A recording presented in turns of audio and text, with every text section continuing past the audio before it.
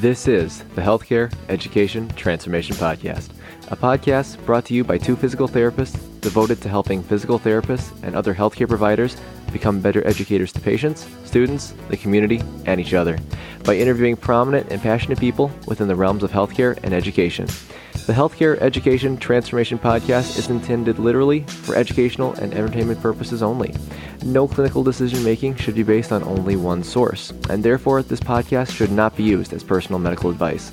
While care has been taken to ensure accuracy, occasionally mistakes and factual errors can be present, as we are only human. This is our journey on the road to becoming better educators, so get ready with your pen and paper as class is about to begin. Welcome back, everyone, to the Healthcare Education Transformation Podcast. I'm Brandon, and of course, I'm always joined by F. Scott Field.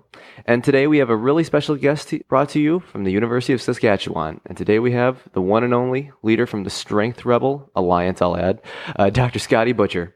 Now, for those who don't know who he is, Scotty Butcher is an associate professor of physical therapy at the University of Saskatchewan with research focusing on strength training and high-intensity interval training using traditional and multimodal methodology in a variety of clinical and healthy populations. He is also the co-founder and co-owner of Strength Rebels, providing health and fitness professionals educational seminars, courses, and resources for strength and high-intensity interval training methodology. Now, first of all, Dr. Scotty, thank you so much for coming on, and I can't tell you how happy we are and thrilled we are to have you on. I know I kept your bio relatively brief, but was there anything that I left out of there that you'd like our audience to know about you before we start? No, you went through my whole CV, so yeah, I think I'm pretty good. But what I do want to say is thanks for inviting me to come on, guys. I'm super happy to be able to come on and talk with you guys. You guys are doing some good stuff. Yeah, thanks, man. I have I guess it's kind of a random question regarding our neighbors just north of the border there. What, is it possible, right? Have you had any students come through that have gone on to practice in the United States, or vice versa, so that you've seen some students from the U.S. come and practice in Canada? And if so, what is that process like? Do you know what it entails to get licensed up in Canada? Well, yeah, it's we've seen. I've met a few U.S. Grads that have come up here, but I want to say that's before the implementation of the DPT. So we're talking obviously a few years ago. There's definitely a lot of students that will graduate from our programs and then come down to the States. That's for sure. And then so they would basically have to undergo your licensing process and that. So the process up here is relatively simple, which is, I think, similar to you guys, but we have a nationwide national exam. I believe you guys have state exams. Is that correct? Well, ours is a national exam, but the laws vary by state. So yeah, same exam no matter what state you're in, but then each state has different processes for getting your license in it. Right. Well, I guess that'd be fairly similar to what you've got up here. So we've got our national exam that anybody coming out of a physical therapy program would write. Now, if you're coming from the States, usually most programs are relatively well known to the alliance up here that regulates that. So it's the process of getting the program that you've graduated from and your credentials authenticated and basically determined to be equivalent or close to the type of education that we would get is relatively simple. I mean, it's a bit different if you're coming from a country that's, say, overseas or something like that. But so there's a bit of a residency period, and then they write their exam, and they become a resident until they can pass their practical exam. So there's a written and a practical component, of course, and then then they can get their full license. Interesting. No, that's very interesting. And especially with, I don't know if you've heard, Dr. Scotty, with the new issue that they're bringing up now with the APTA here in the U.S., the Clinical Education Task Force is thinking about making some pretty big changes to the way clinical education, DPT education is structured down here. And I don't know. I mean, I know we've talked with that at a few guests, and it's very interesting. And I'm just kind of curious. Have you heard kind of that task force and kind of what's going on? Just peripherally. I haven't paid too much attention just because I've got a few other things going on, and obviously it doesn't necessarily affect directly what we're doing. And we have our qualification that would call someone a physical therapy resident. It's not through a formal residency like you guys have. We once they pass the exam, they have a period of time before they actually can get some to get their credentialing. So our students can come out of their PT program, and up here they're all MPTs, so they can come out of their MPT program and work with a supervised license, but it's not a formal residency. It's just a sort of a supervisor type agreement, and so there's no real specialty format that we would go through until you're very much post-grad, and our specialization's a bit later. So it's different enough that I haven't been paying too much attention, to be honest. Yeah. Scotty, could you tell us a little bit about your journey to becoming a PhD? Could you tell us that process? Yeah, absolutely. I don't mind doing that at all. So pretty much like anyone else coming out of high school and getting into university and thinking about professions and that, I was into a lot of sports and had obviously a lot of injuries and saw PT and sort of fell in love with the idea of being a PT, and but of course I came into school wanting to be a sports physical therapist and work primarily orthopedics and that was the where it basically started, and that took me through right into my first job in orthopedics, and I did a lot of sports coverage. And what I ended up doing within about 3 years of graduating is I went and did a master's degree in an area. It was on core stability at the time, and core stability in athletes. And the reason I did it was not necessarily from a research perspective, but to gain a clinical knowledge. And so this is actually when I graduated. This is how old I am. Is that it was actually a bachelor's program of physical therapy that I graduated from. So it wasn't even the MPT, let alone the DPT. But so went on to do a clinical master's, which was a research-based master's, but I did it for clinical reasons, and then took a job in sports. Then had this weird little twist in life where I ended up moving, and because I was getting engaged to my wife at the time, and I moved back home here to Saskatoon, and took something that was took a job that was completely outside of my realm of what I thought then my expertise, and it was in pulmonary rehab, and I was doing exercise program design for the organization that I was working for in sports prior to that. And so for me, this was, a program management position. It was as well implementing direct exercise programs for patients with different lung diseases. And so there was a close enough fit to what I wanted that I took it on, but I never really expected it to go anywhere, to be honest. But honestly, I fell in love with working with older adults, and I fell in love with the idea of improving and enhancing rehab based on the models that were out there that I had obviously looked into as I was taking this job. And so I worked there for about 3 years and decided to go do a PhD in Edmonton, where the Oilers play, and did a combination of strength and conditioning, exercise physiology, and pulmonary medicine, which is one of the weirdest combinations you can probably do. And so finished my PhD and came back home here to Saskatoon, and I've been working here ever since. And my research career has really started off with looking at the good quality testing and training practices in patients with lung disease. But I've since branched off and have done quite a bit on older adults in general, and then clinical populations and some other side work on biomechanics and things like that. So anyway, that's the long-winded version. No, that's interesting, man. And I'm kind of curious, Dr. Scotty, based on the research that you've kind of done now regarding those things, what's some of the biggest lessons or things that you're learning that you're like, whoa, I never would have thought that? Or what are some of the big things that you've learned as a result of kind of the recent research that you've done? Yeah, well, there's tons. I mean, if you're not learning, you're sort of fading away, right? So, I mean, anytime you go and read a research article, you think about, the process of EBP and how it all fits into the big scheme of things. So I'm always looking for ways to change. And, the biggest, I'd say there's two big things. One would be in the area of chronic disease in older adults. And my current focus, which it wasn't always this way, is really to think about the importance and the development of whole body strength in these populations, and what that can do compared with what we typically would do in rehab, which would be much more of an aerobic model, a lower intensity training model, which is quite limited after at least the first 4 to 6 weeks of getting someone off the couch.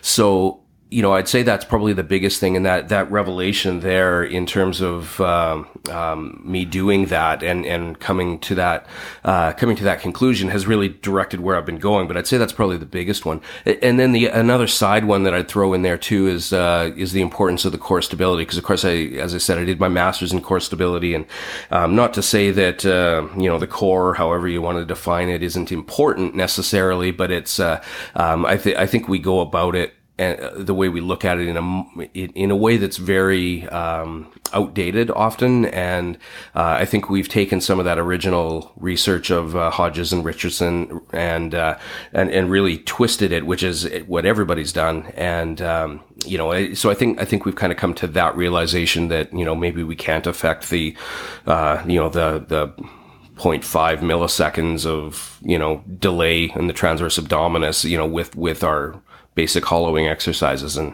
it kind of sounds a little silly now, but that's certainly the way we thought back then. So I'd say those are the two biggest things.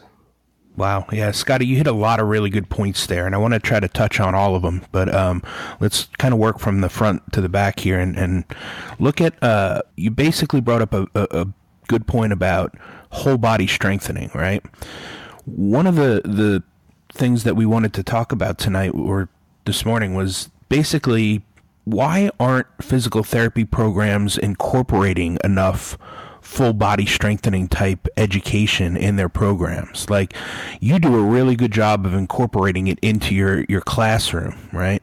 Why isn't that just standard run of the mill stuff? Like, what, how do you go about incorporating it versus what, why should other programs kind of jump on board with you? Yeah, awesome question. So, for your first part of your question was, well, why isn't it happening? And it isn't happening because, not because of, lack of intention of the professors or the profession itself to look at good quality training. I think we always, we want to do the best that we can, but I think it's a lack of experience in the methodology that you would take to become a good strength coach. And realistically, that's how I look at training our physical therapists, is as clinical strength coaches. So not sport related strength coaches, but clinical strength coaches, which, to me has a very different ring to it. But, I could talk about that in a bit, but, to get at your question, the reason is that people aren't doing it. Right. It's not getting done because people aren't doing it. And I think that this is going to change because of that. Obviously you can see through probably the last 4 or 5 years, you really see a big push on anybody that you talk to, either social media wise or in conferences, and where people are really starting to realize that, there's good quality training, and then there's training that is much more of the traditional therapeutic exercise sort of approach. And people are realizing that you don't necessarily have to completely isolate a muscle or a particular movement pattern to get gains in function and promote healing, with whatever's going on with this isolation-based approach. And what you can do is people are seeing that you can actually achieve a greater overall physiological and movement-based functional change with whole body strengthening, and you still get at the therapeutic stuff, and you can kind of do an incorporation there. I guess the way that I look at it, and probably one of the, to get a little bit more to your second part of your question, was more on how do you actually do this, and what is it going to take to change. The first part of that is that it would take experience. So I think what you need is this big push that's out there where people are realizing this, and clinicians are actually incorporating these things, and they're finding not only does healing improve, do the conditions improve, but they actually get some whole body functional improvement, right? Similar to an athlete, right? And so the way I describe it is that, most of the research on pain and recovery in almost every condition indicates that there's not a lot of difference between the different type of exercises you can do, right? So using low back pain as a primary example, the research is very equivocal, and it says, it doesn't matter if you're walking, if you're running, if you're doing isolated strength training, you're doing core stability training, you're doing anything, you get similar type responses to from a pain and a function perspective. So in essence, it doesn't necessarily matter from a recovery perspective.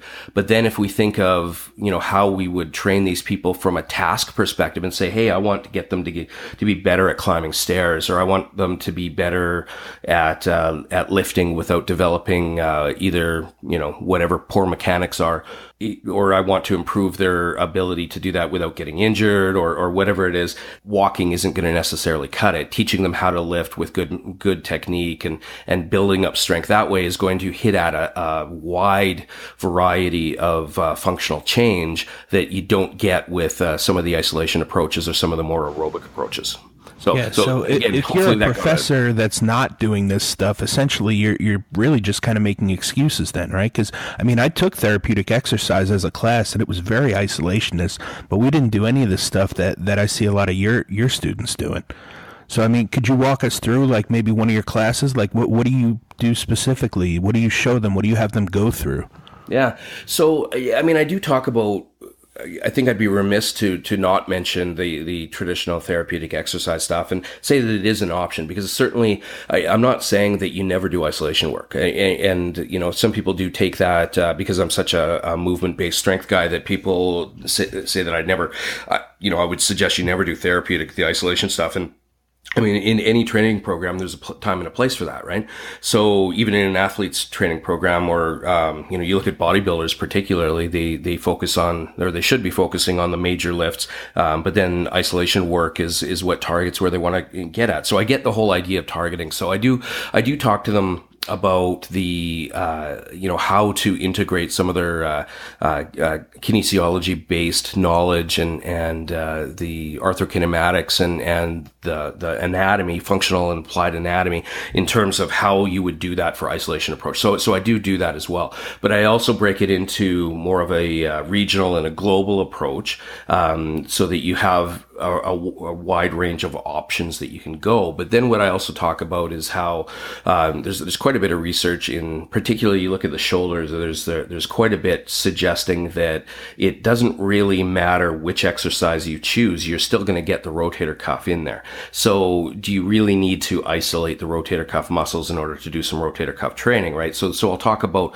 the concepts around that, and how you can strengthen a particular muscle or stretch a particular muscle, but that's not necessarily going to improve their mobility or their actual movement patterns. So you actually have to get them training through something whole body to get these whole body improvements. So I start off really with that approach, and then once they kind of get a sense of it, I usually get maybe about half of them buying into it after about that point, and I get the other half later, by the way, but the first half is usually bought in, and they bring everybody else in for the most part later.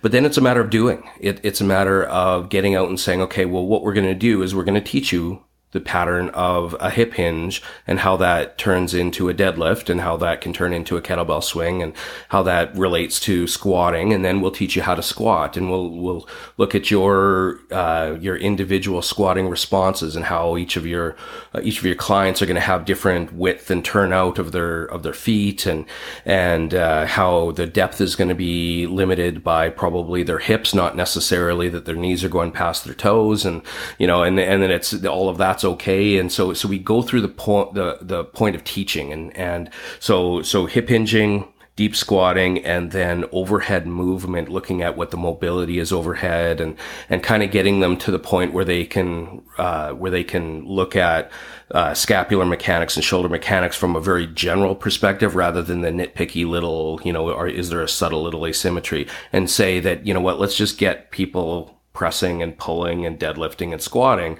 And so I teach them how to do that themselves, because a lot of them, if they've had exercise phys background, or if they've had a lot of training background, they may not have the type of techniques that I would typically teach. So I teach them my method, and then they do, and they practice. And what I do in our advanced exercise prescription labs is I actually have a competency checklist. So they have to, for those that have the mobility, and those that have, don't have a disability that would prevent them from doing the full movements, they have to show me their version of the full movement. And that means they may have other issues. They may have injuries, and they need to work around those, just like they would with a client, to say, okay, well, how are you going to do this for you, which would be how you do it for a client. So it might be restricting depth. It might be, changing the movement a little bit. It might be changing the foot position. It may be, completely changing the exercise because of whatever disability they have.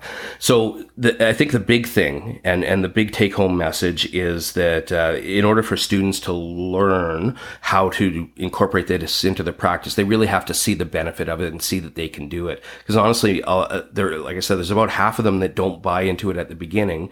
And out of the half that do, maybe half of them are good movers, and they still need some practice in terms of doing this. So once they get to the point where they can all do the exercises and understand how the basic mechanics works, then they practice, and they do it on themselves, and they coach each other, and they try it out on volunteer patients, and then it's not going to make them into a full-blown strength coach at the level of entry. There's lots of work that continuing ed that they'd have to do, and lots of practice that you're going to have to do in this, of course, because you can't just take a course in being a strength coach and expect to be a good quality strength coach, right? But at least they get the basic movements down, and what most of them recognize is that A, it's feasible to do in any population. This isn't just for athletes, and B, that they can do it, and that they can actually go through this process and figure it out. So for a lot of them, it's very eye-opening to go through the process of learning how to do these movements and say, hey, you know what, I never thought I could ever do that. And look, here I'm doing it, and I can actually teach someone how to do it, and I have the competency to understand what it feels like so that I can teach it to someone else. Yeah, I absolutely love that approach. I think that's fantastic, going through each kind of movement and kind of how they build off each other. And I especially really like the idea that even if someone's got a particular issue and they have to work around it, because I think that's clutch, for them being able to experience and adapt and feel how the movement goes, they're going to be so much better at explaining that to a client when they're working with. And that's a good layout for that. And I know you said before, kind of working on, the strength and conditioning stuff, but is that like with the kind of the stuff that's on the strength and conditioning exam, is that stuff that you incorporate through your educational materials and your didactic work? So you're talking the CSCS? Yeah. Yeah. I have a lot of mixed feelings about the CSCS, to be honest. I think it's a good starting point for people that don't have a lot of background in strength and conditioning. And, certain things about the reps and sets and that, I mean, they're very NSCA specific, and that's fine. But they have their model that is very much based on the U.S. athletic, collegiate athletic model, right? I mean, that's I would say one of the biggest ways that they approach that. And I don't know if that's necessarily the best model for clients. And I guess I'm saying that a bit mildly. I probably would say that it's not the best model for clients in therapy. I think when you look at an athlete, there's very specific needs that they would have relative to their sport, but they're also at a much higher level to begin with. And so I think what it would be missing in looking at our strength and conditioning practices in therapy, like our clinical strength practices, is the fact that we might be dealing with someone who's active, but we're certainly not dealing with an elite level athlete who has a significant strength base and potentially a movement base to them. So we have to back way up from that. And I think we have to back up to a stage before really where the NSCA and the CSCS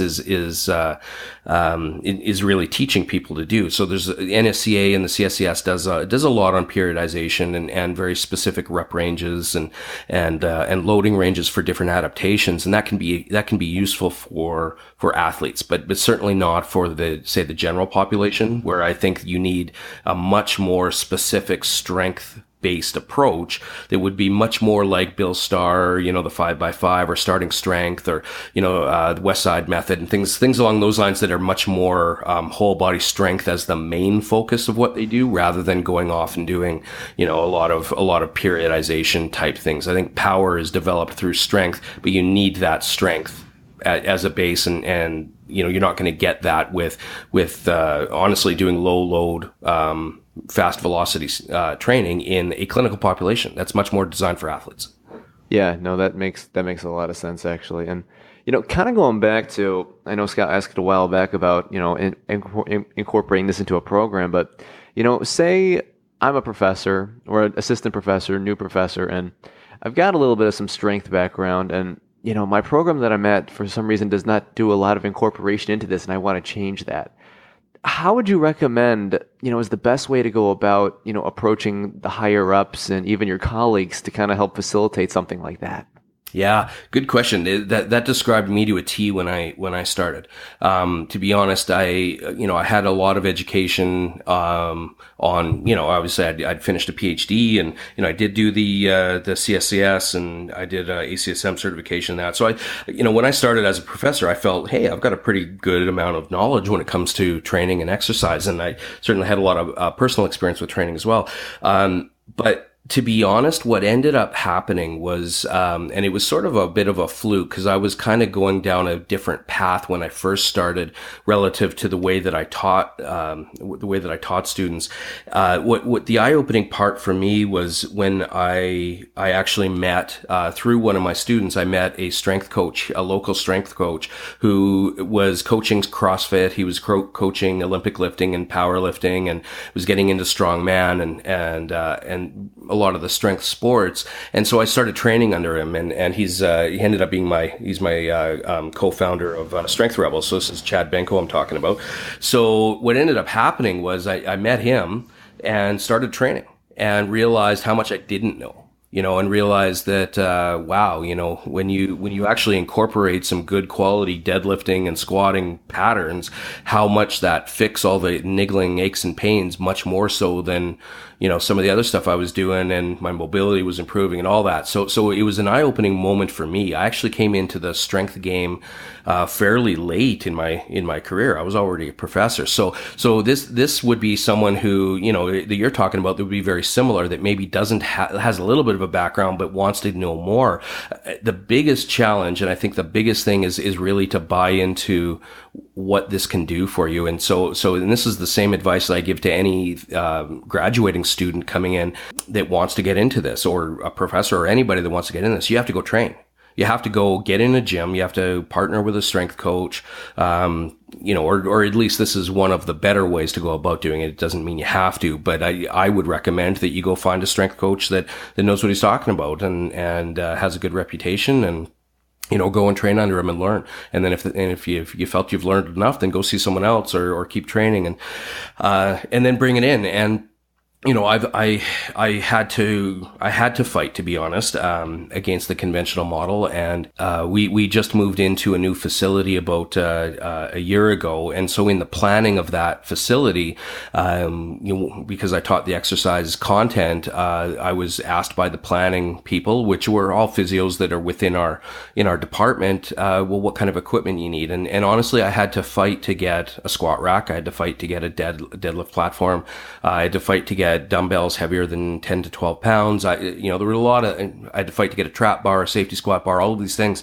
And eventually it's just a matter of, if I believe in it, that I kept pushing, and we were able to get these pieces of equipment, and we're better off for it because we have the opportunity now to do all these things in-house, so it's not an easy road, especially when you have people that are a bit more of what we'd call the old, or what I'd call old school, where they're old school physios that wonder why, when someone never has to lift heavy in their daily life, why would you get them to lift heavy? And I mean, the answer is around efficiency, and the answer is around functional reserve, and the answer is in the training process itself.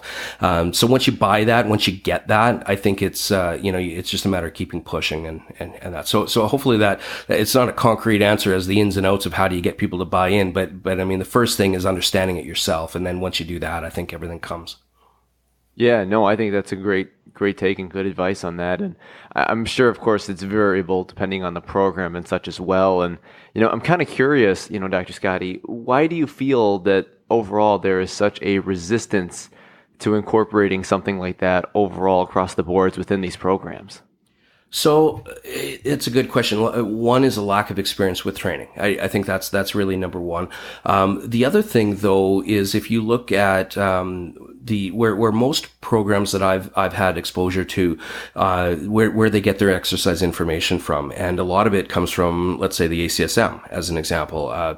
Sometimes in the NSCA, if depending on the program, but the ACSM has very traditionally been an aerobic based organization, and this goes back to the days of the Cooper Lab, Kenneth Cooper, and the aerobic model, and looking at the really good quality studies that were starting to come out even in the 70s and 80s, looking at the importance of the aerobic type exercise in health.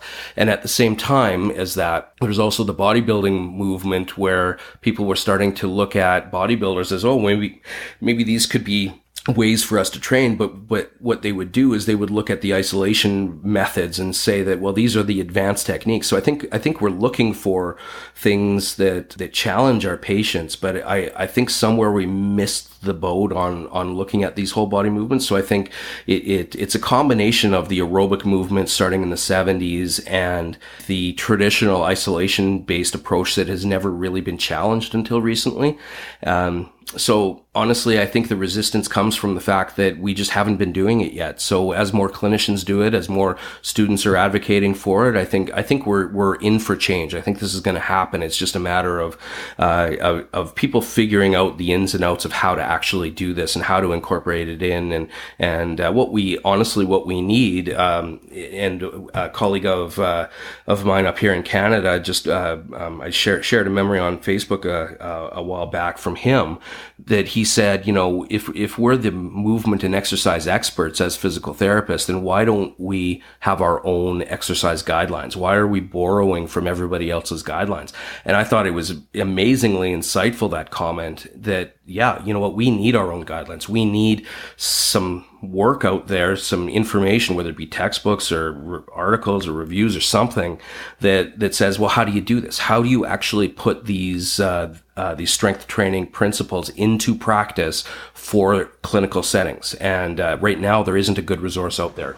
Yeah, Scotty, you bring up a good point. I think, I kind of follow your path more closely than I thought. I think I'm working on my educational doctorate as we speak, and all I've got left is my dissertation, and I haven't lifted weights for about 10 years. It was probably grad school was the last time I lifted weights. So this year I decided, all right, if I'm a physical therapist, I need to be able to talk the talk and walk the walk, so to speak, right? So I started lifting again with Mike Eisenhardt's Summer of Move, and it's made some drastic differences just in how I feel and the physiology behind, my daily movements, and I love it. It feels great, but I definitely feel like that's just a starting point for me, and I need to learn more. I saw recently that you had completed the CrossFit Level 1 certification. Can you talk about that a little bit? Is that something that physical therapists should look into, whether they're CrossFit minded or not?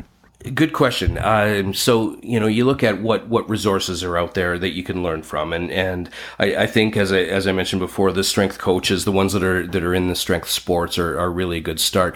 CrossFit being one of them. And I know there's lots of controversy. I think it's, people are, as CrossFit stays around and is showing some massive benefits to people, I think people are starting to realize that CrossFit isn't necessarily, as bad as what some other organizations would make it sound.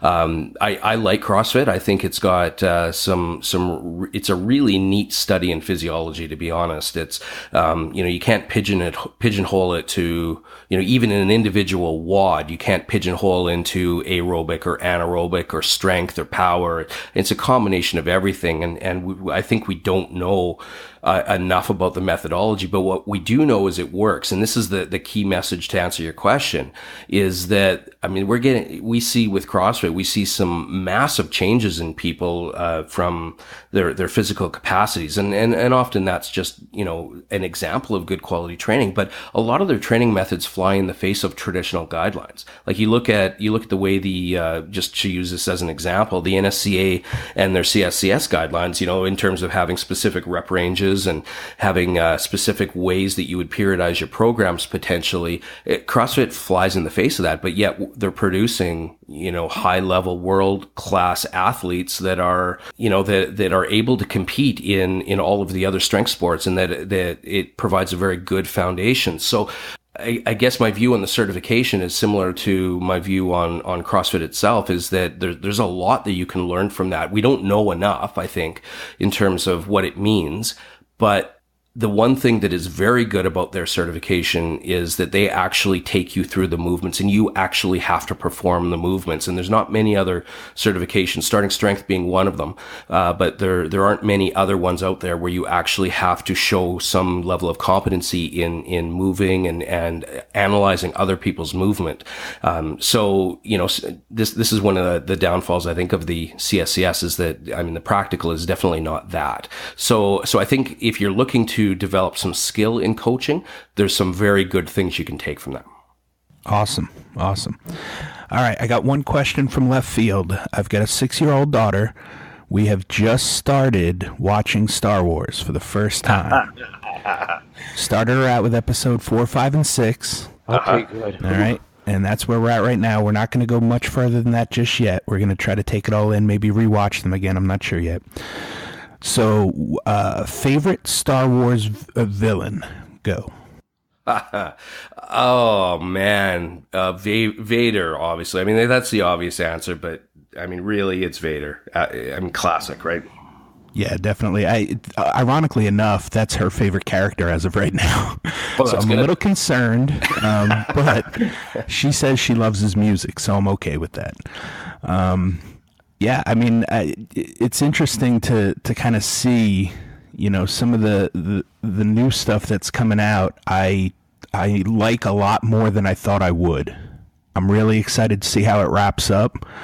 And then I'm not sure. After the original 3, I'm not sure which direction I want to head with her. So we'll see. Yet to be determined. Here's what I would do with someone who is jumping right into the Star Wars. You go, I think the very first one you watch is Rogue One. And the reason for that is that it's a new movie with new technology that, someone that's getting into it now doesn't have to see all the cheesy stuff of the 4, 5, 6 and think these are terrible movies without really understanding what the movies are about. So you get them to see Rogue One first, then you go 4 and 5, and then I'm sort of 50-50 on the machete order. So the machete order is you go 4, 5, and then you use 2 and 3 and potentially 1 if you can tolerate Jar Jar as a flashback. That's a tough one. It is a tough one, right? So often I'll say skip 1, but then you miss out on Mace Windu and you miss out on Darth Maul. And so, I don't know, there's like I said, 50-50 on that. But then you use those as a flashback right after the reveal in Empire of, Vader being Luke's dad, and then you get the backstory, and then you jump to 6, right? And then you can go 7 and beyond from there. So that'd be my recommendation. Awesome. Man, nothing like Star Wars. Love it. And I'm curious, Dr. Scotty, what are your thoughts on? I don't know if you've seen a lot of the theories that are coming out about episode. I've read them all, man. Man, what are your thoughts on kind of how, in terms of some of the big stuff that they talked about, like who Snoke is, what's going to happen? I'm just curious kind of what you think on that one. Yeah, good question. I think there's a lot of mystery right now that will get wrapped up, obviously with the trilogy. And I really like the idea that, I know some people are against it, but that JJ's coming back for 9. And, I thought he did a great job with, Force Awakens. So I'm super excited to have him back for the final one. There'll be some interesting twists that I don't think we know about. I think they probably, everybody's speculated on every potential possible thing that could be happening and the way people are related and who's parents and who's a Sith or who's a Jedi and, all of this stuff. And, I'm just excited for the process to see how it all plays out. Cause I think there's going to be some interesting twists and, what maybe we've heard of them before, but what they end up choosing will be what it is. And I'm just excited for the process and to sit back and be a kid listening to their dad tell a story, basically. These things are so exciting for me. Yeah, no, for sure. And I think it's interesting too, like when you look back at Rogue One's trailer, like it first came out, and then you look at the actual movie, you're like, wait, that wasn't in there. Yeah, they do that a lot. Well, they did that. I mean, they've always done that, right? You take some pre-production stuff and you kind of guess as to what's going to be in there, what are going to draw people in. But yeah, it's all good. Once you see the movie, and even the terrible movies are still Star Wars. And if you're a fan, you're a fan. Even you can tolerate one because you take the good with the bad, and you tolerate Jar Jar so that you get to see Mace Windu and you get to see Darth Maul and you get to see Qui-Gon and that. So, even though the movie itself may be terrible, it's still a Star Wars story. And I actually love the cartoons for that reason too, I watch with my kids, I watch the Clone Wars and Star Wars Rebels and there's some of the stories are really cool and some of them are just, like neat little kid stories, but, they do add to the mythos of it and they add to the mystique as well. So I think it's all good. Yeah, cool. And, we kind of like to wrap up each episode with kind of one question here. So, Dr. Scotty, if you could change one aspect of physical therapy education, what aspect would you change and how would you recommend changing it?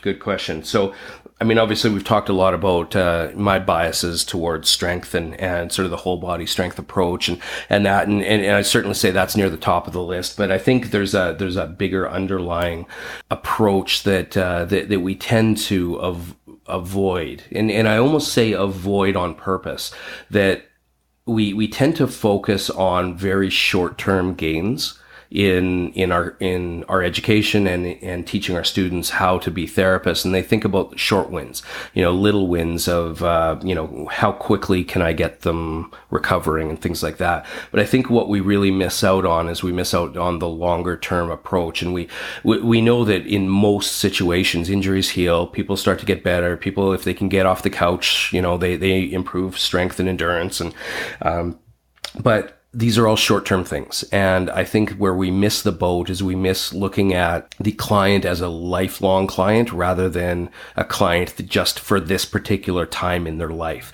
And so I would like to see therapy become a lifelong type approach where we do see clients over and over again. Even, I know it's controversial, but even as the yearly exam kind of example. But, if we can look at the big picture and say, take someone when they're 40 with some knee pain or injury and think about what is this person going to look like when they're 80 and they can't get off the toilet. So, I think there's a lot of prep that we can do by thinking longer term than we do. So I'd say that's the biggest thing is we've got to think beyond the 6 weeks in the clinic.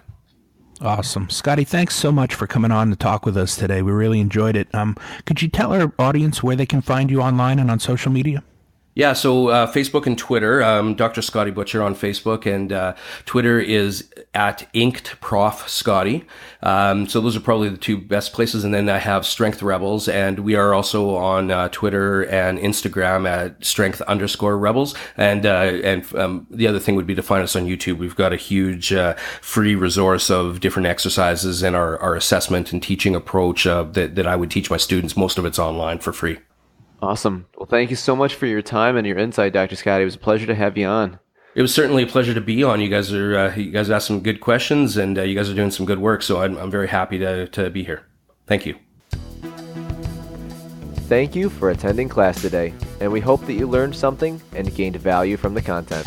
If you'd like to schedule office hours with us, feel free to add us on Twitter at HET Podcast, on Instagram, HET Podcast, on Facebook, the Healthcare Education Transformation Podcast, and the homepage, healthcareeducationtransformationpodcast.com.